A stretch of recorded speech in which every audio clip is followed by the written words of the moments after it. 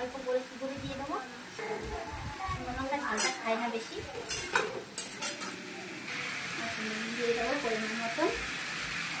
ফোড়ন দিয়ে এমন কুমড়ো দিয়ে নিরামিষ ডালতে সেই স্বাদ লাগে। এইভাবে করে খেয়ে দেখবেন।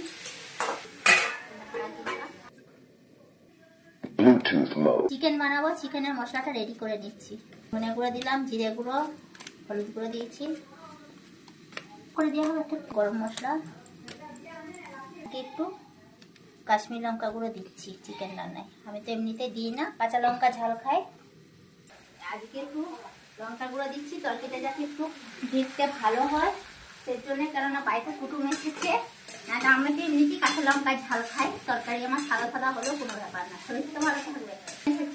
তাদের তো সামনে তরকারিটা একটু ভালো হওয়ার দরকার, কালারটা খেতে যেমনই হোক। লঙ্কা গুঁড়ো ব্যবহার করছি। মশলাটা গুলবো বলে একটু লবণে নুন দিয়ে দিচ্ছি। আমার সাথে নুন একটু কম দেবো। বাঙালির সব রান্নাতে একটু চিনি না দিলে ভালো লাগে না। এখানে মশলা হয়ে গেছে, এবার আমি ঝোলের জন্য জল দিয়ে দেবো।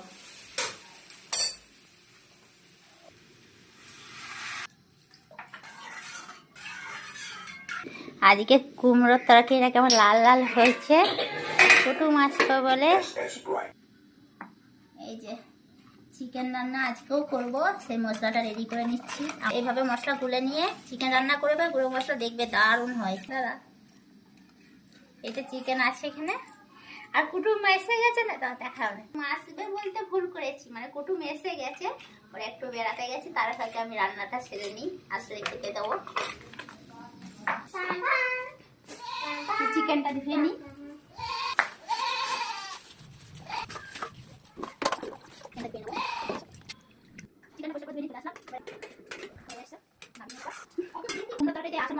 একটু কাঁচা সরষের তেল ছড়িয়ে দিলে এবার নামিয়ে নেব।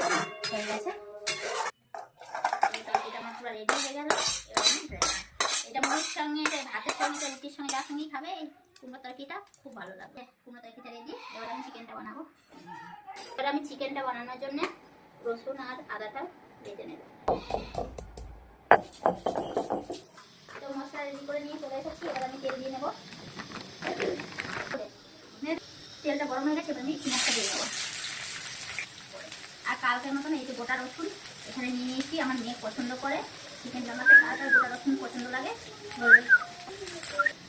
লাল মিশে চিকেনটা দিয়ে নেবো।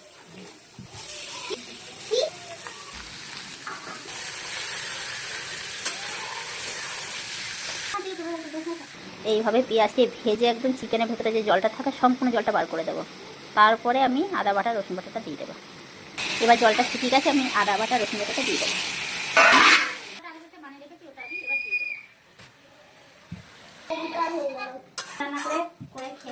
দারুণ লাগে। চিকেন কষাটা দিয়ে এবার তেল ছেড়ে দিয়েছি, এবার আমি একটু পরিমাণ মতন ঝোলের জন্য জল দিয়ে নেব। আজকে আর আলু দিইনি, কেননা কুটুমরা আলু পছন্দ করে না চিকেনে, তার জন্যেই ওদের জন্যে আজকে আলু দিই। তো খুব ভালো করে কষিয়ে নিয়েছি, এবার আমি ঝোলের জন্য জল দিয়ে দেবো।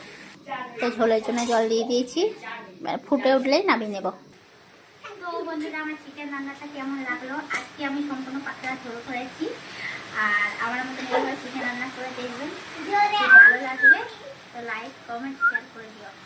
এইভাবে একবার আমার মতো রান্না করে খেয়ে দেখবেন। দেখুন ঝোলটা কত সুন্দর হয়েছে, পাতলা ঝোল করেছি। আর করেছি আগে দেখালো, তো জবরদস্তি করছি না, লাইক করার জন্য।